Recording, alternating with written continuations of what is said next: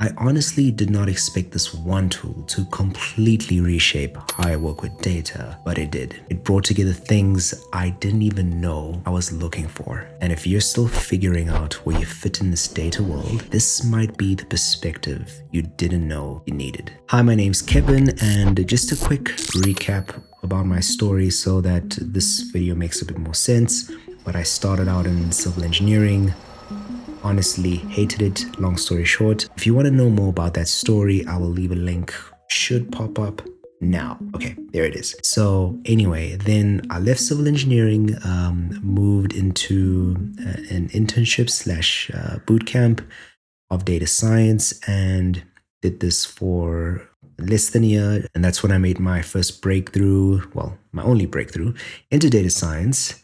And then was in the academia space for about a year and a bit whilst doing projects, and then moved into a more fintech based role. And that's the role I'm currently in right now, where it's a mixture of data science, so a bit of machine learning and quite a bit of BI and analytics. And if you don't know what BI stands for, that's business intelligence sort of work. Okay, so now that we have the backstory out of the way, my current fintech role reminded me that I love using both sides of my brain. So the analytical side and the creative side. And the BI aspect of my role just caters for that. So what visualizing data, building dashboards does is you have to initially prepare the data, maybe transform the data. That's where the analytical side comes in. Maybe even think about how you're going to draw the insights. But now,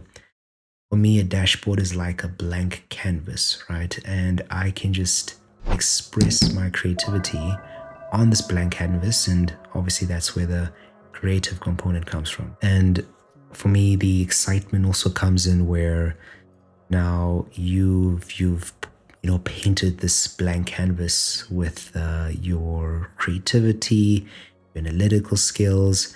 You've seen the insights. Oh, it's just amazing to see. Oh, these trends. Look how this actually happens. Look how this grows over time. And also another interesting component is when maybe the stakeholder asks for a 1, 2, 3, but you go on to build further 4, 5, 6. And just bringing that all together is just, it's really just amazing. So something annoying just happened where busy recording, boom, power out. And if you're in South Africa, you know the struggle. But anyway, let's continue. So what makes these visualization tools so powerful is that it actually bridges the gap between technical and non-technical stakeholders. Let's unpack on this thought. On the technical side, we use Power Query, so something called DAX or data analysis expressions to maybe transform the data within Power BI. There's things like pulling data from SQL, so maybe having to build a data set in SQL and then pulling it into Power BI. There's even sometimes, and what I've done, making some transformations in Python, writing back to SQL, and then taking that into Power BI. So that's on the technical side. On the non-tech side, we actually have, for example, a couple of stakeholders who they just pull in some Excel files and build their own dashboards. Right. So now even over and above that, dashboarding tools like Tableau, your Power BI have the capability of telling a story and bringing insights to stakeholders. So the very useful component of these dashboarding tools is that it brings alive the coding aspect towards these end users, these stakeholders, for them to actually make important, driven business decisions to improve their business. But now, why am I bringing up all this? The main reason is that this field of data is very big. It's important to ask yourself, and these are just examples, but if you love building models, you love statistics, then data science might be for you. If you like building systems and doing a lot of transformations, then data engineering might be for you. Or like me, if you like building dashboards and bringing a bit of that creativity. Also at the technical side, then business intelligence or data analytics might be for you.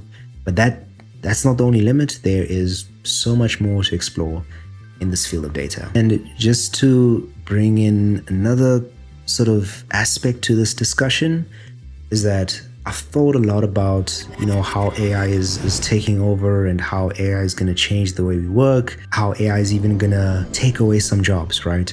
And my opinion is that the more creative sort of skills, the more creative sort of jobs, AI will be less prone to go for those. And that's why I'm leaning more towards business intelligence, data analytics. But again, that's just me. So now Power BI has taught me one thing, and that is everything is better with a really good filter. So if you found this helpful, just filter out the noise and subscribe to this channel. Okay, maybe that was a bit too corny, but seriously subscribe if you did find this helpful, because it seriously helps support this channel and the content that I do.